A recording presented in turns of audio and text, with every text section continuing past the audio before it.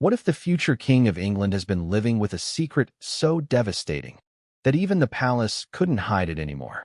What if the very thing the world feared, the unthinkable, the unimaginable, has already been quietly unfolding behind Buckingham Palace's stone walls? And what if the Prince of Wales himself has just confirmed what millions have whispered for months, only to reveal that the truth is far worse than anyone dared imagine? Before we continue, please hit the like button, subscribe to the channel, and turn on the notification bell for updates. These aren't just dramatic questions. They're the unraveling threads of a story that has shaken the monarchy to its core. Picture this: a crisp, cold morning outside Sandringham. Crowds gathered, cameras ready, reporters whispering in hushed tones. The moment Prince William stepped out of the car, something in the air shifted. Maybe you felt it too, even if you couldn't fully explain why. He looked different, tired in a way that makeup can't hide, strained in a way that no carefully crafted royal photo op could smooth over. Some viewers said he looked older, others said he looked thinner, and others felt a chill they couldn't quite name. Have you ever watched someone and sensed something was deeply wrong, even before they opened their mouth? That was the moment the world realized something was going on. Something serious. Something the palace could no longer pretend wasn't there. And yet, what made this moment even more chilling wasn't just how he looked, but what he didn't say. The long pauses, the empty seconds between breaths, the tightening of the jaw, the flicker of pain, so quick you'd miss it unless you were paying attention. But millions were paying attention. For months, the British public had been whispering. Royal watchers had been dissecting footage frame by frame. Medical experts had gone on television hinting that something was off. At first, it sounded like gossip. Then it sounded like speculation. Then it sounded like concern. And now? Now it sounds like confirmation. Because just days ago, Prince William himself spoke words that no one expected to hear. Not from him. Not right now. Not with everything else happening inside the monarchy. And while he didn't reveal the full truth, his admission was enough to ignite a wildfire across the world. A wildfire that cannot be extinguished. To understand how we reached this moment, a moment when the future King of England quietly confirmed a tragic health diagnosis that appears to be getting worse each week, we need to go back. Not far, just a little. Back to the first signs, the first cracks, the first tremors beneath the royal foundation. Do you remember when William abruptly canceled 3 appearances earlier this year? At the time, the palace called them scheduling adjustments. They always do. But insiders said otherwise. They said staff were confused. They said aides were stressed. They said something happened behind closed doors that no one could talk about. And then there was that charity visit. Perhaps you saw the clip? William, walking across the room, suddenly steadied himself on a table. It lasted a second, maybe 2, the kind of moment that ordinary people dismiss, but analysts rewind 15 times. Some viewers said he looked dizzy. Others said he looked unwell.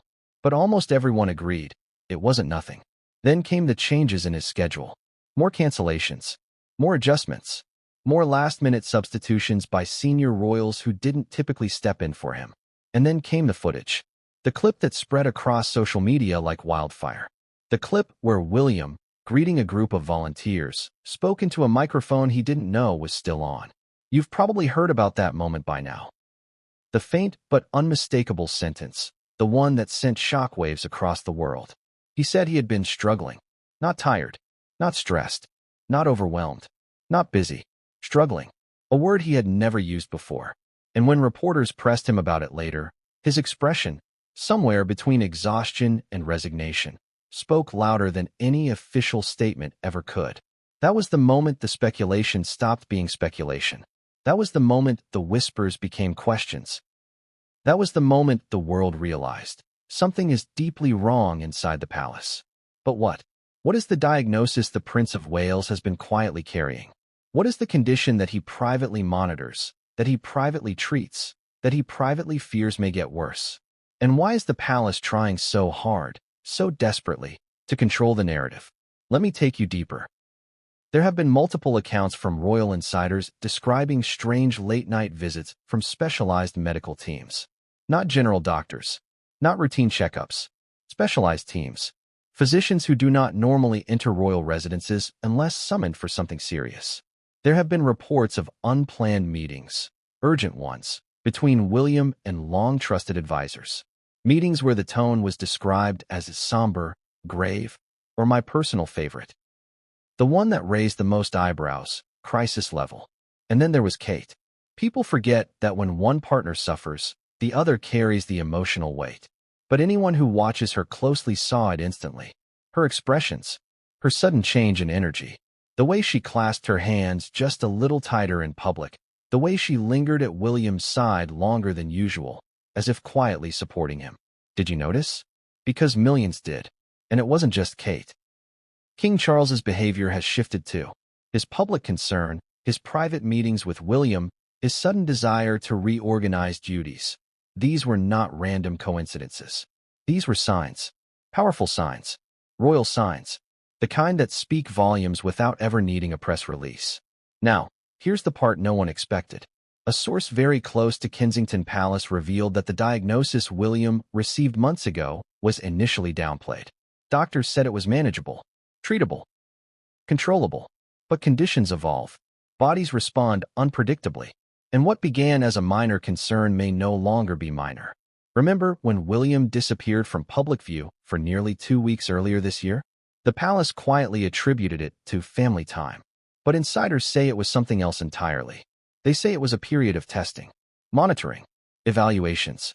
They say William underwent a series of medical examinations that left him physically drained and emotionally shaken.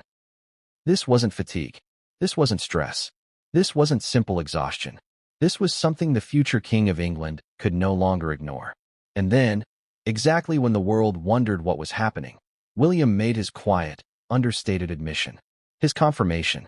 The moment he acknowledged that he is dealing with a serious health challenge.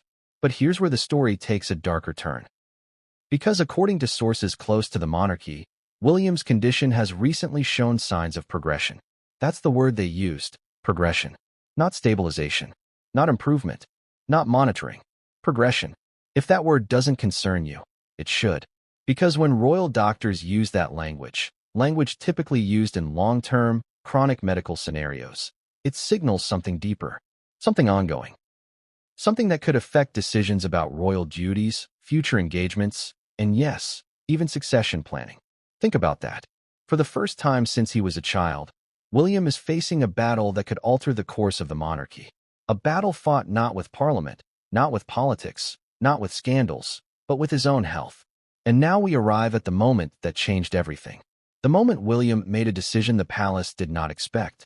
Instead of denying, instead of deflecting, instead of pretending everything was fine, he decided to acknowledge the truth, or at least part of it, with cameras rolling, with microphones recording, with reporters analyzing his every breath. He confirmed that he has been dealing with a medical condition. He didn't reveal the name of it. Not yet. Not fully. That's coming. But he said enough for the world to understand that this is real. This is serious. This is not going away anytime soon. And as troubling as that revelation was, the truth behind it, the full truth, may be far worse. Because what the public heard was only a fraction of what William has been facing privately. The sleepless nights, the consultations with specialists, the emotional conversations with Kate, the quiet talks with King Charles, the fear of what this means not only for him, but for the monarchy itself. You see, this isn't just a health story. It's a succession story, a stability story, a future of the crown story. And the more we uncover, the more we realize that what the world feared most may already be unfolding. But here's the most chilling part. Sources say that just days before his confirmation, William experienced a sudden, unexpected worsening of his condition. Something that forced palace doctors to intervene urgently. Something that required immediate attention. Something that insiders describe as a turning point. A turning point that may explain why William finally spoke out. Because sometimes, when truth becomes too big to hide, it demands to be spoken. And that brings us to the moment we stand in now, confused, concerned, and hungry for answers about the Prince of Wales' worsening diagnosis, the palace's panic, and the future of the monarchy. But as concerning as everything you've heard so far is, what comes next is far more alarming. Because the event that pushed William to break his silence, the one moment that changed his entire future, is something no one outside the palace was ever supposed to know. And yet, it happened. And it changed everything. It happened in less than 10 seconds. 10 seconds that altered public perception, royal stability, and the world's understanding of just how fragile the future of the monarchy truly is. And what's even more unsettling is this. It wasn't planned, it wasn't staged, and it wasn't meant for the world to see. Yet those few seconds became the spark that ignited everything. The moment everything changed didn't occur during a press conference or a royal announcement. It didn't happen during a formal engagement or a dramatic televised event. It happened quietly, casually, almost forgettably, until it didn't. The truth is, monumental shifts rarely arrive with trumpets. They slip in through cracks. They hide in tiny gestures, and they reveal themselves in the smallest, most unexpected ways. This was one of those moments. Let's go back to the exact second the world collectively inhaled. Prince William, the future King of England, was attending a community event meant to highlight youth programs and mental health advocacy, something he normally embraces with passion, energy, and a kind of approachable charm that made him one of the most relatable royals of his generation. He was supposed to do what he always does: shake hands, smile, listen, encourage, inspire. But that day felt different. It wasn't just the weather. It wasn't just the cameras. It wasn't just the tight schedule. It was him. You could see it before he even opened his mouth. There was a heaviness in his movements, a subtle stiffness in his shoulders, a faraway look in his eyes. He moved as though he were carrying something weighted, something invisible but undeniably heavy. And then it happened. As William approached a table where several youth leaders were demonstrating new community initiatives, his step faltered, just slightly, just enough to catch the eye of one camera operator and several spectators. He reached a hand out, not dramatically, not urgently, but instinctively, and steadied himself on the edge of the table. 2 seconds. One hand. A single breath he didn't mean to take so sharply. But those 2 seconds changed everything. Have you ever watched a moment and immediately known it meant something? Something bigger? Something deeper? Something no one was prepared for? That's what this was. At first, the people around him interpreted it as a misstep, a small loss of balance. Maybe the floor was uneven. Maybe he moved too quickly. Maybe he'd been distracted by a question. But then William straightened up, forcing a smile that didn't quite reach his eyes. And that's when the whispers started. He seemed out of breath. Slightly but noticeably. His complexion paled. His posture shifted from composed to cautious. It was the kind of discomfort you can't hide once it's been seen. And tens of thousands saw it. The clip hit social media within minutes. TikTok, Twitter, Instagram. It spread like wildfire, racking up millions of views as people replayed it over and over, trying to determine whether they'd witnessed a moment of simple clumsiness or something far more serious. But this wasn't the first sign. It was simply the one the world couldn't ignore. Because if you look closely at the footage taken in the weeks before that moment, clips, interviews, public engagements, you'll notice something alarming. William had been off for a while. Slower, less vibrant, thinner, distracted. And that day at the youth event simply peeled the royal facade back far enough for the truth to escape. Journalists sensed it immediately. Royal reporters began calling their sources. Tabloids began drafting speculative headlines they weren't yet brave enough to publish. Even respected commentators, people who usually avoided rumor, couldn't shake the unease. There was an energy shift, a tone shift, a mood shift, and behind palace walls, panic. Not the chaotic kind. Not the screaming, running, dramatic kind. No, royals panicked differently. Quietly. Efficiently. Secretly. Inside Kensington Palace, aides scrambled. Advisors reviewed his schedule. Communications staff rehearsed statements that avoided revealing too much while trying to calm the public's growing anxiety. And somewhere in that building, William himself was trying to pretend everything was fine. But it wasn't. Sources say that immediately after the event, William retreated into a private room with 2 senior aides. He closed the door. He didn't speak for a moment. When he finally did, he said one sentence that reportedly left both aides speechless. It wasn't dramatic. It wasn't emotional. It was resigned. He said, "It's happening again." Again? That single word changed the entire narrative. What was happening again? Was this condition tied to something from his past? Something genetic? Something episodic? Something William had been managing in silence for years? The world didn't know yet. But inside the palace, the alarm bells had already been ringing. This wasn't the first moment William felt the symptoms. Insiders revealed that he'd been grappling with physical discomfort for months. Some said he'd been experiencing spells of fatigue so intense he had to postpone briefings. Others said he'd been dealing with episodes of dizziness or blurred vision. A few even claimed there were nights when he couldn't finish scheduled paperwork without taking breaks that were once unthinkable for him. And yet, like the dutiful royal he is, he pushed through. He hid it. He performed. He carried the crown's weight quietly, until he couldn't. So when he steadied himself on that table, the palace knew this was the moment everything changed. Not because the incident was dramatic, but because it was visible, public, recorded, unambiguous. This wasn't speculation anymore. This was evidence. People around the world saw a future king struggling. And no matter how much the palace tried to control it, the footage spoke louder than any official statement ever could. But what made this moment even more chilling was what happened immediately after. As William walked away from the table, he paused, just for a heartbeat. He looked down at the floor, inhaled slowly, then exhaled in a way that didn't feel natural. It felt painful, heavy, weighted.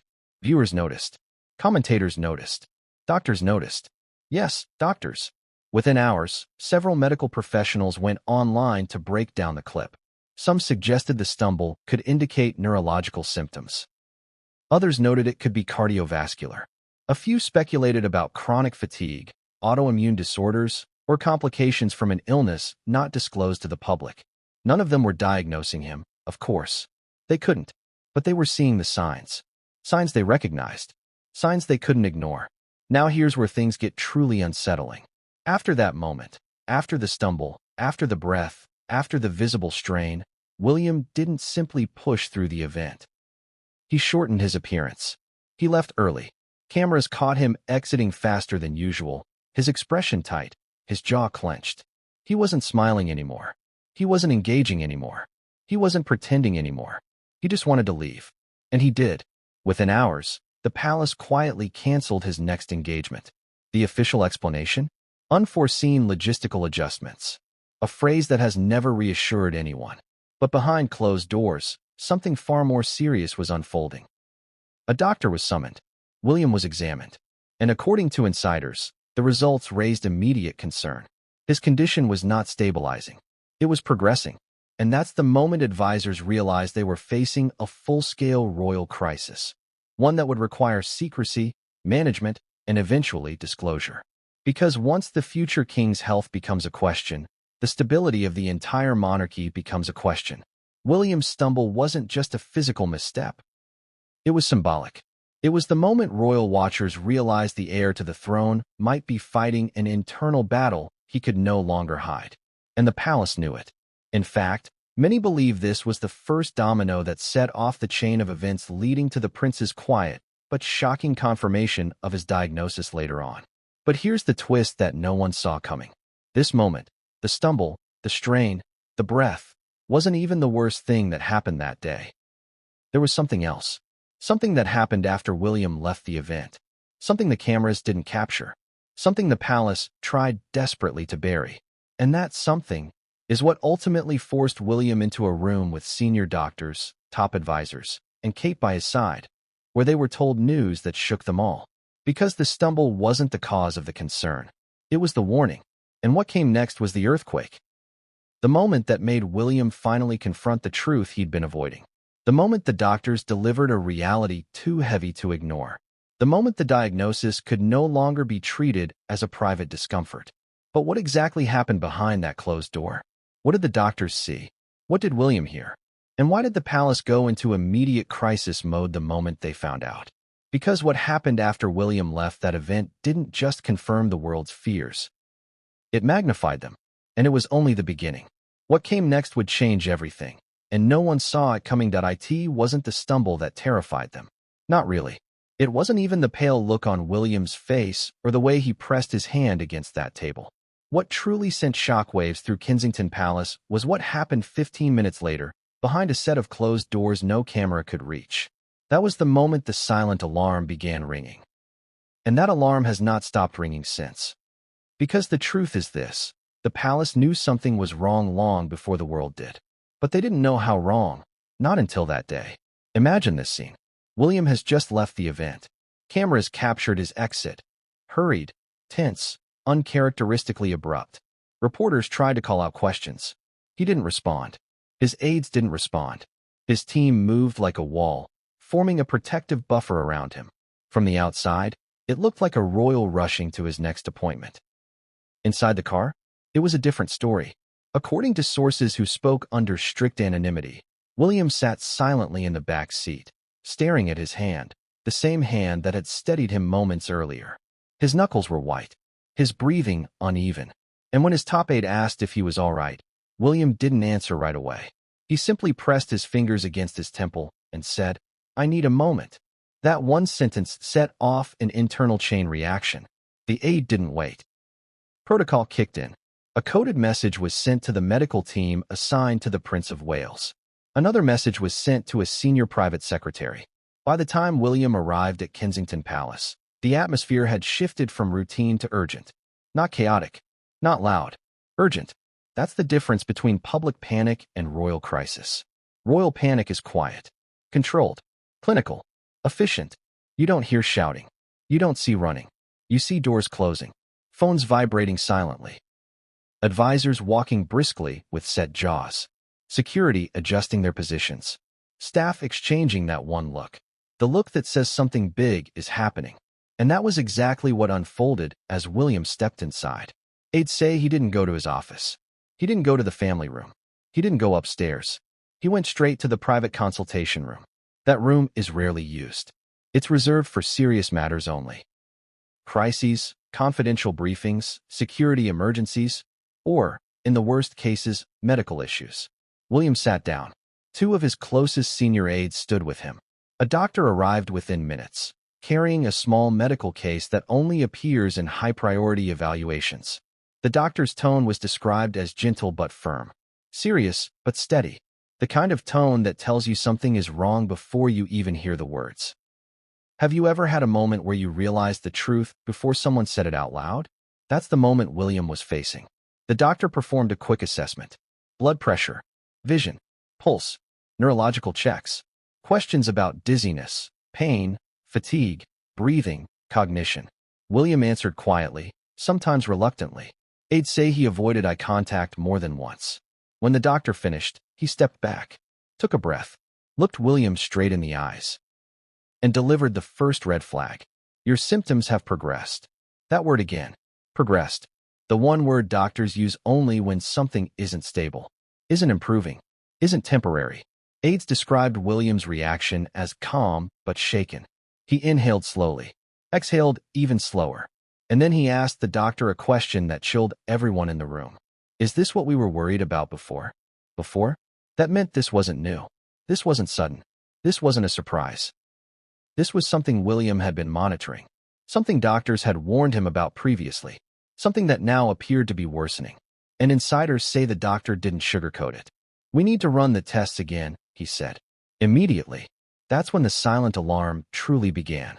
Here's something most people don't know. When a royal requires emergency medical evaluation, it isn't done in a hospital unless absolutely necessary. Too risky, too public, too easy for information to leak. Instead, a specialized private medical team is activated. They bring portable equipment into the palace. They run tests discreetly, and they send results directly to the top medical consultants connected to the royal household. That team was summoned. Another message was sent, this time to the head of royal operations. He arranged for William's schedule to be cleared for the next 48 hours. Officially, it was described as private time. Unofficially, it was something much more serious. Because now the palace had two problems. William's health, the world watching. The stumble at the event had gone viral. Millions were analyzing it. Every news outlet from tabloids to international broadcasters was replaying the footage. Some were calling it concerning. Others were calling it alarming. A few pushed even further, suggesting a health crisis the palace was hiding. Social media amplified it within minutes.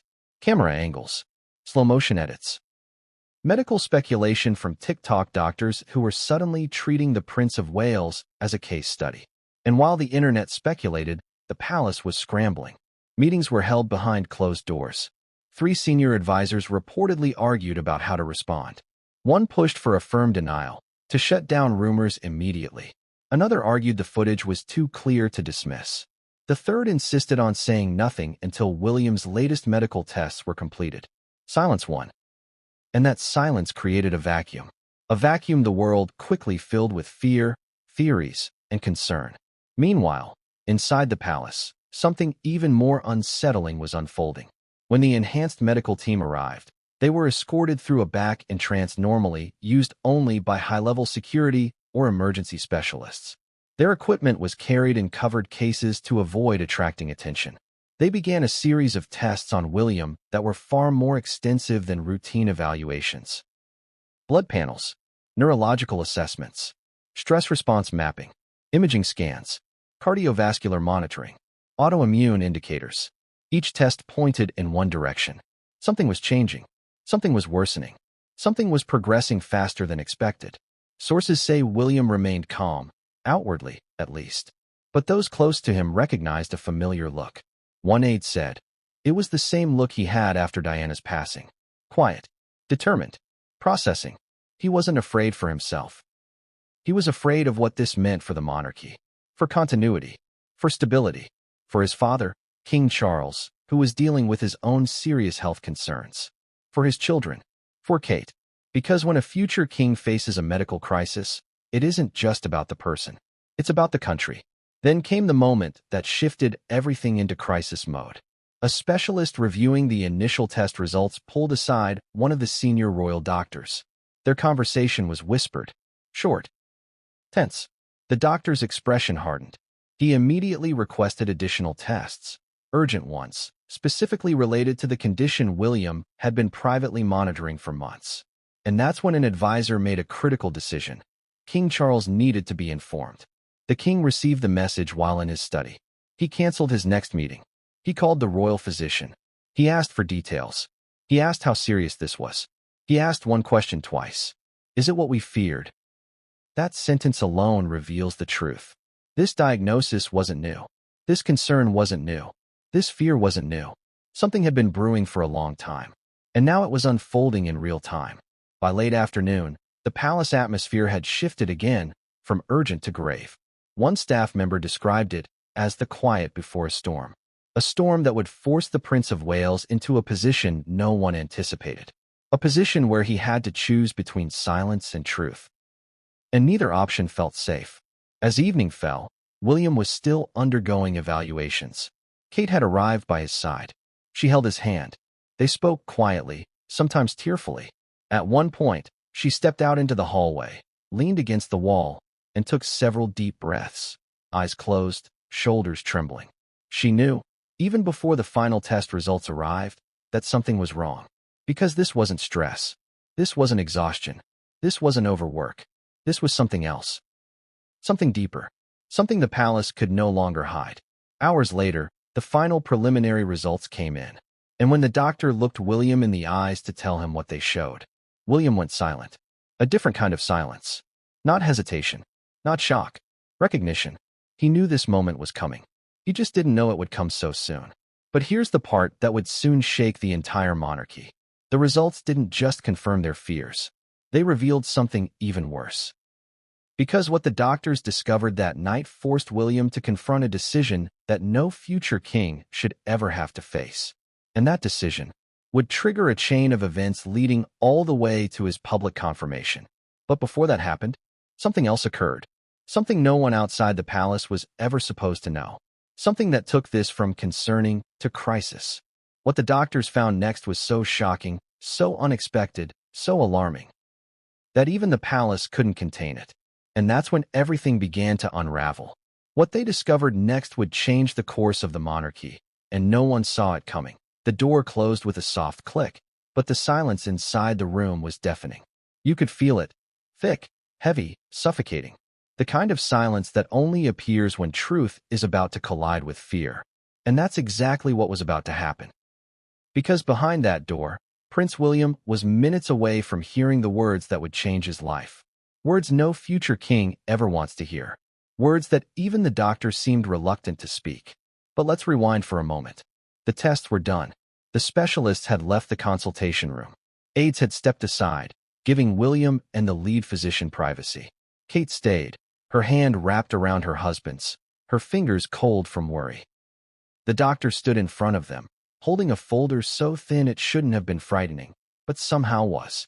Have you ever been terrified of a piece of paper? That's how it felt in that room. The folder contained the first full medical report on William since his symptoms had escalated. And even though William had been bracing for this moment, nothing, and I mean nothing, prepared him for what he was about to hear. The doctor cleared his throat, not because he needed to, because he needed a second to steady himself. That alone should tell you how serious this was. Royal physicians don't show nerves. They're trained to deliver devastating news with steady hands. But this one wasn't steady. He began by saying William's name. Not, Your Royal Highness. Not, Sir, but William. That's how you know it's serious. When titles disappear, the truth arrives. He started with the symptoms William had been experiencing. Fatigue, dizziness, episodes of blurred vision, elevated pulse under mild stress, difficulty maintaining long hours of focus, and increased physical strain. William nodded, his face calm but rigid. The doctor continued, outlining how the latest test results differed significantly from earlier ones. He explained the markers that were elevated, the ones that were concerning, and the ones that were, in his words, unexpected. That word again. Unexpected. The kind of word you never want to hear from a specialist holding your medical file. Kate's grip tightened. William inhaled and exhaled slowly. But the doctor wasn't done. He began listing the progression of the symptoms compared to the baseline assessments taken months earlier. He mentioned irregularities that were no longer subtle. He referenced neurological patterns that required further imaging. He highlighted elevated levels that suggested the condition wasn't just lingering. It was accelerating. And then he said something that made Kate gasp quietly. We need to discuss long-term implications. Long-term implications. That is not a phrase any patient wants to hear. But for a future king, it carries a weight far heavier than most people can imagine. This wasn't just about William's health. It was about his role, his duties, his future as monarch, the stability of the monarchy itself. So William asked the question everyone in the room knew was coming. How serious is it? The doctor hesitated. He looked down at the folder, then directly into William's eyes. It's more serious than we initially believed. He explained that the progression rate had increased, that certain symptoms were now consistent with a condition that required immediate intervention, that if they didn't begin treatment soon, William risked experiencing episodes more severe than anything he had faced so far. Kate's eyes filled with tears. William, still calm, asked the next question. What does this mean for my ability to work? The doctor didn't give an easy answer. There wasn't one. Instead, he explained that William needed to reduce stress, reduce physical strain, limit public engagements, increase medical monitoring, and, most painfully, consider stepping back from specific high-pressure duties until doctors could assess how well treatment might stabilize him. Stepping back. Those words hit like a sledgehammer. Do you understand how monumental that is? The heir to the British throne being told to reduce his role is not just a medical concern. It's a constitutional one. It affects planning, continuity, leadership, public confidence. And with King Charles facing his own health struggles, the pressure on William has been greater than ever. Now imagine being told you may not be able to handle that pressure, even temporarily. William swallowed hard. He looked down at his lap. His hands trembled slightly. Kate reached out and steadied them. The doctor continued.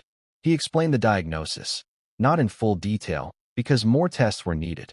But he described the pattern, the warning signs, the markers that aligned with a chronic condition known to fluctuate unpredictably, one that can worsen under stress, long working hours, emotional strain, and physical demand, all things William faces daily. He didn't name the condition yet.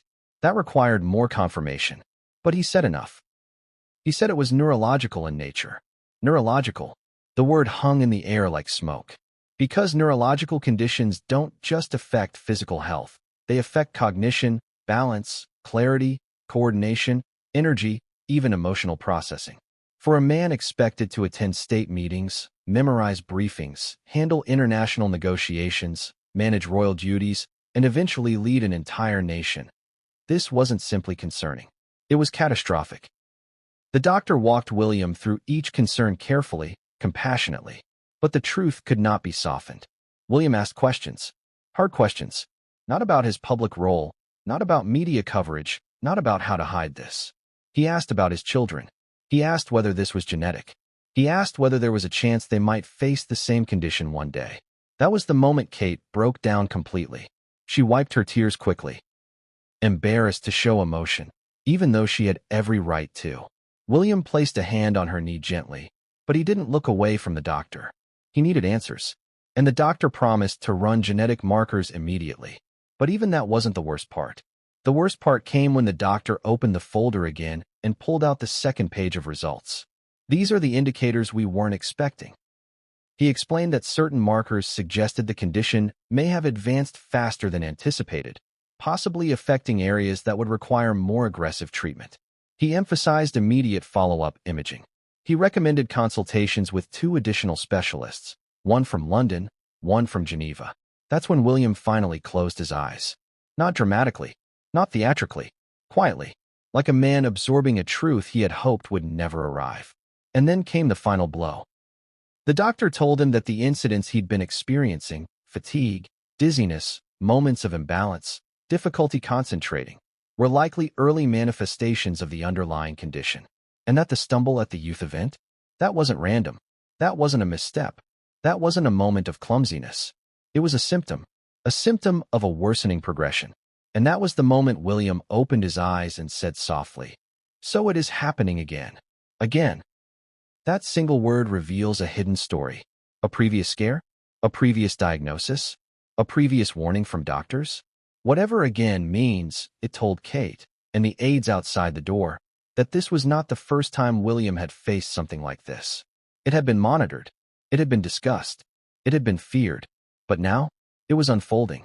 The doctor closed the folder gently, as if trying to soften the blow. He recommended immediate rest, monitoring, a temporary reduction in workload, and urgent follow-up testing scheduled for the next morning. Kate stood up abruptly. She paced the room with her hand over her mouth, fighting back sobs.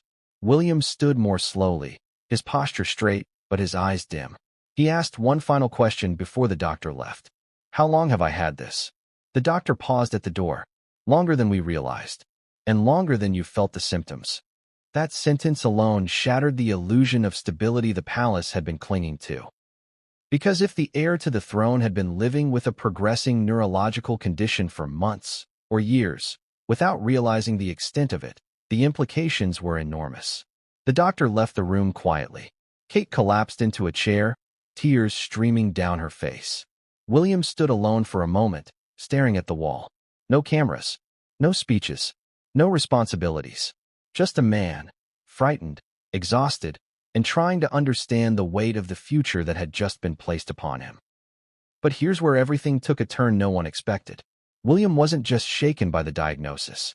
He was shaken by something else the doctor said, something he almost whispered, something about a specific marker in the results that didn't match previous tests. A marker that suggested this wasn't just progressing. It might be evolving, changing, possibly indicating a complication the palace absolutely did not anticipate. And that marker was the one piece of information that forced the palace to shift from quiet concern to full-scale emergency mode. Because if the doctor's concern was correct, then William wasn't just facing a worsening condition. He was facing something potentially far more dangerous, something that needed immediate review, something that could affect everything, from his ability to serve as heir to the stability of the monarchy. And the next step, running that marker through advanced imaging and genetic testing, would reveal the truth.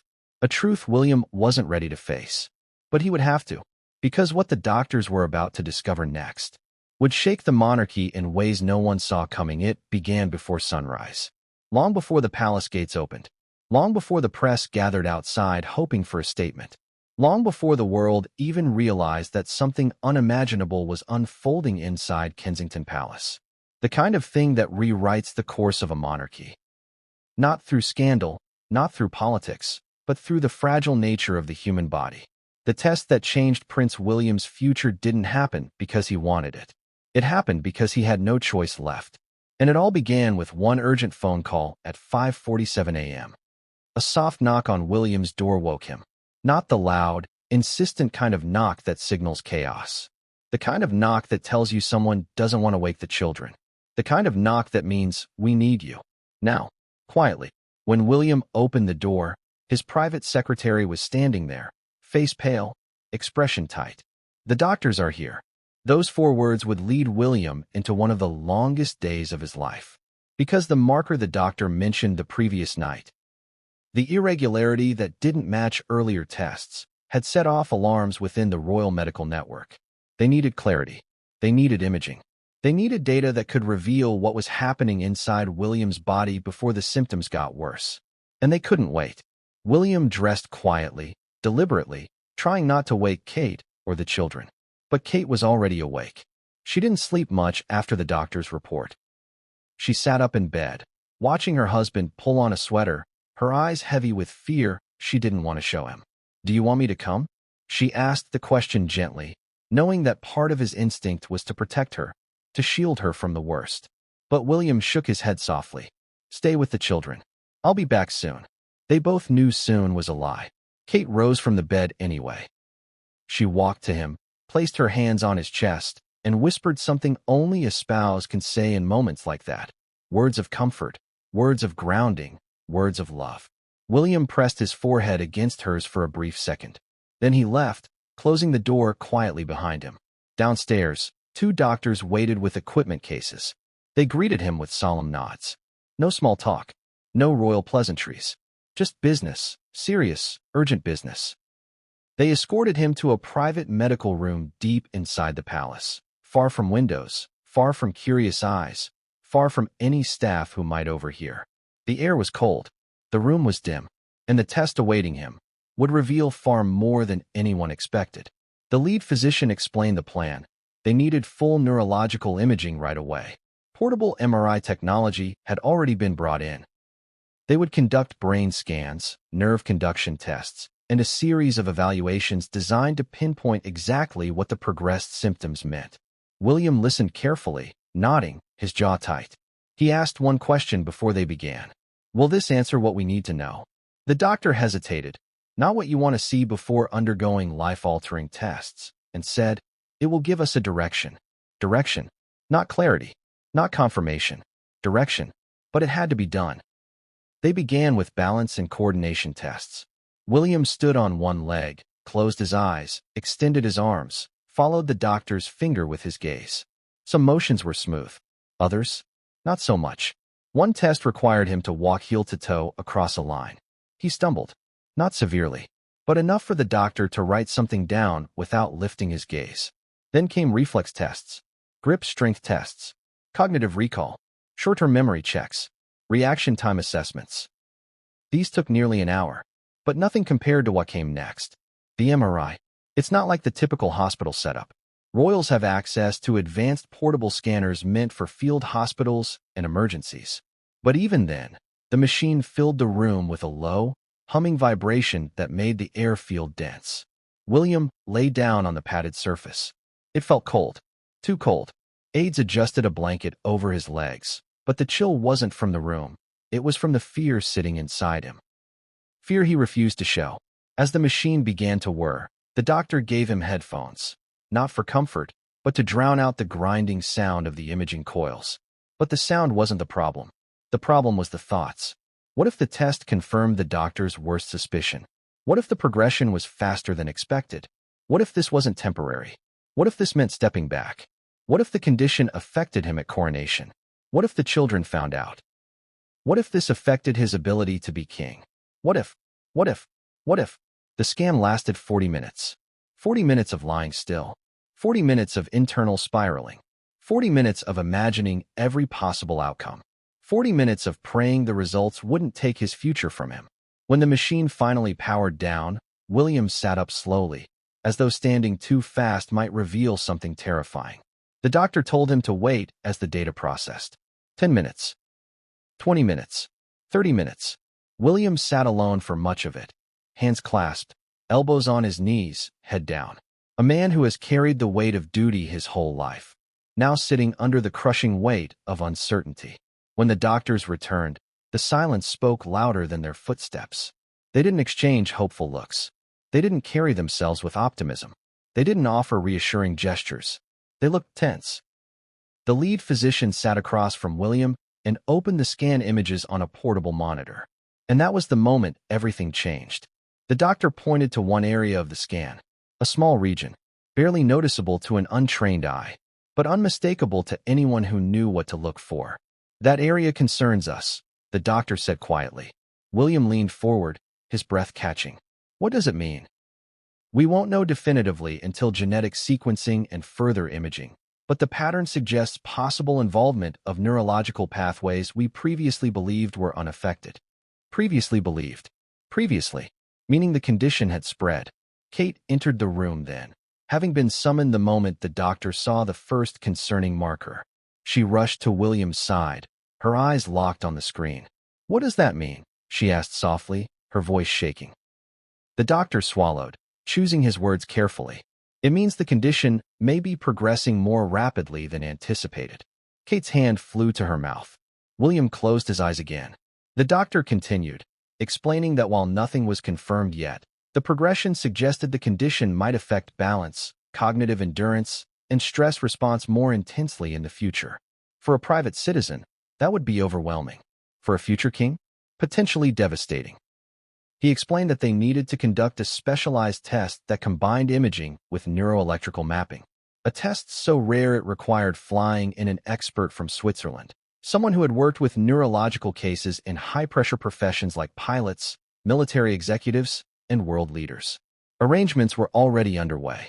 As William listened to every detail, one thought kept echoing through his mind. This is real. This is happening. This is my life now. But the doctor wasn't finished.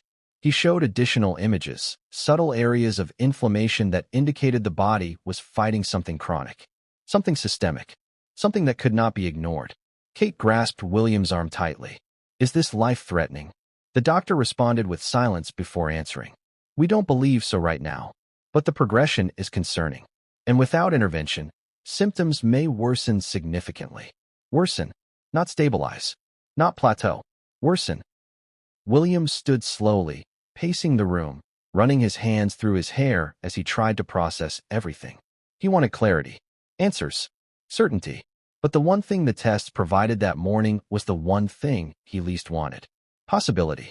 Possibility of decline. Possibility of future complications. Possibility of permanent changes. Possibility of needing long-term medical management. And, though no one said it aloud, possibility of being unable to fulfill the duties expected of a king. That thought nearly broke him. He turned to the doctor, his expression suddenly sharper, more determined. What do I need to do next? The doctor outlined immediate steps. More tests, genetic mapping, neurological consultations, lifestyle adjustments, reduced schedule, stress management, monitoring, treatment trials. William listened but didn't respond. Kate squeezed his hand again, hoping to anchor him. But nothing could anchor what was coming next. Because just as the doctor moved to close the folder, he paused. There's one more thing, he said.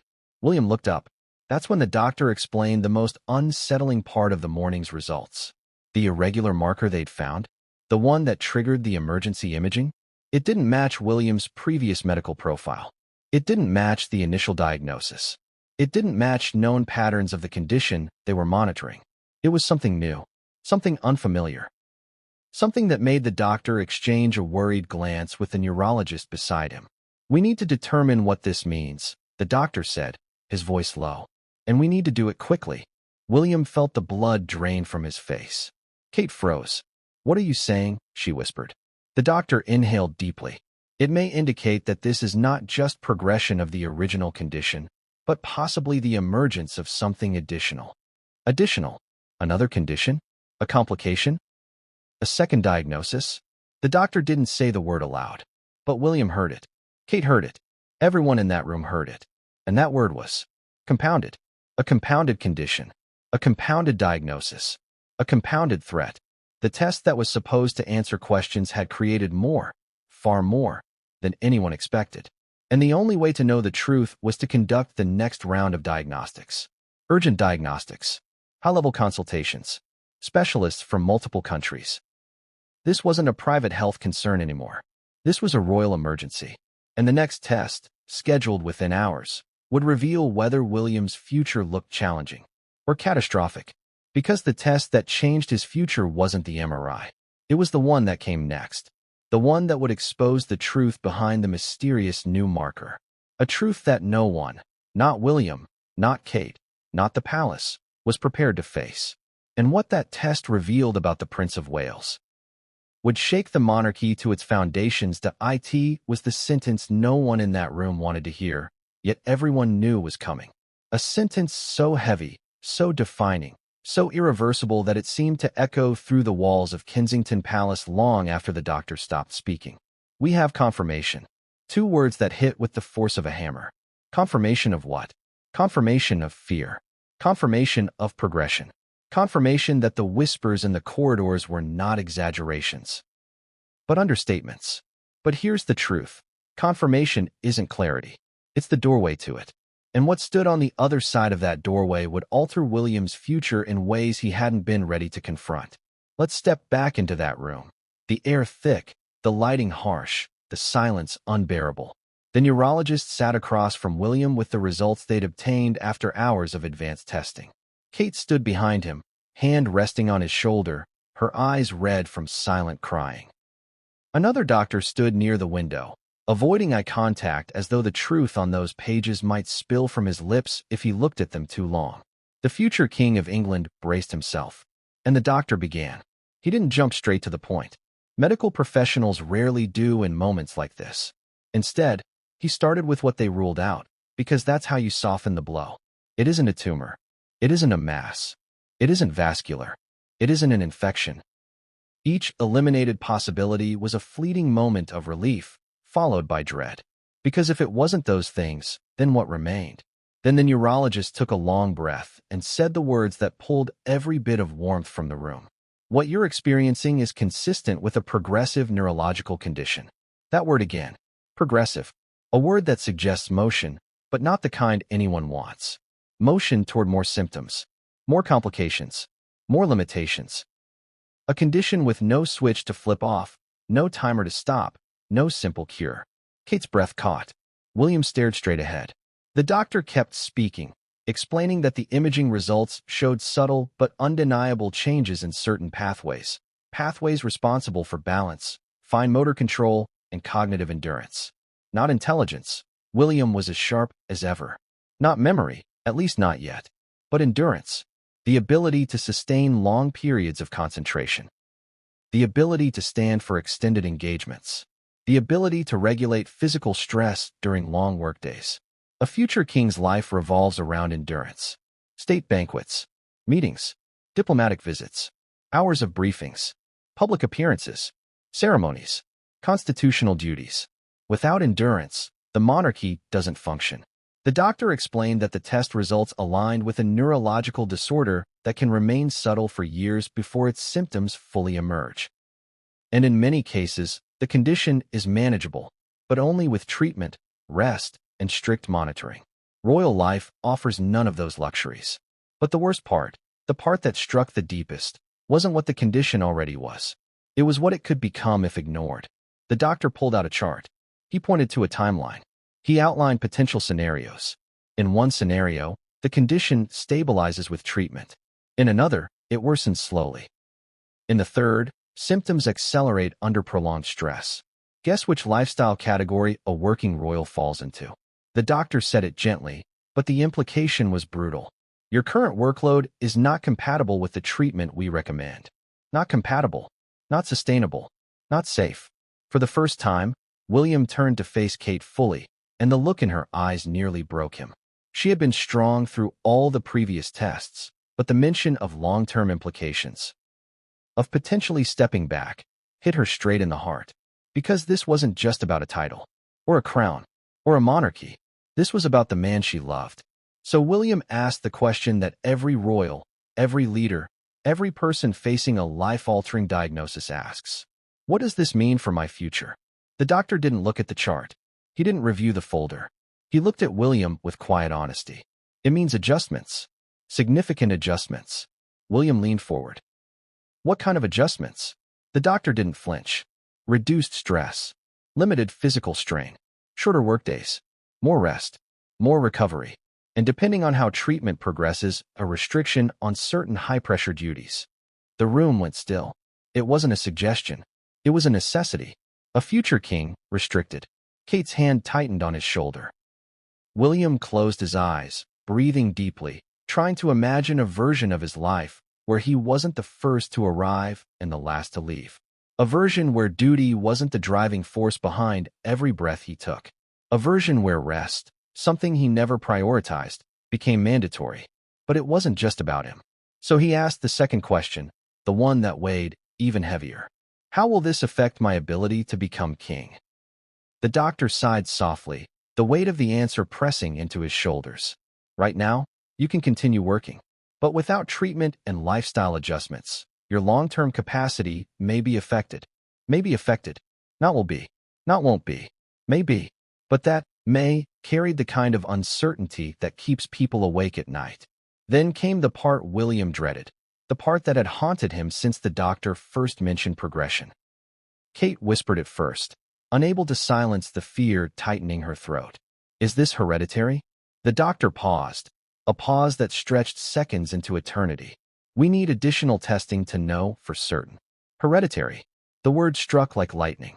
William thought of George, of Charlotte, of Louis, their laughter, their futures, their responsibilities. Could he have passed this on? Even the possibility twisted him inside. Kate turned away, pressing her hand to her forehead, tears spilling before she could stop them. Not loud tears. Quiet ones. The kind you let slip only because you're too consumed by fear to fight them. William stood and walked to the window, staring out at the gardens beyond the palace walls. The world outside looked normal, peaceful, still, completely unaware that inside this grand building, the future of the monarchy was hanging in the balance. The doctor gave him a moment, a long one. He needed it. When William finally turned back, his voice was low but steady. What do we do next?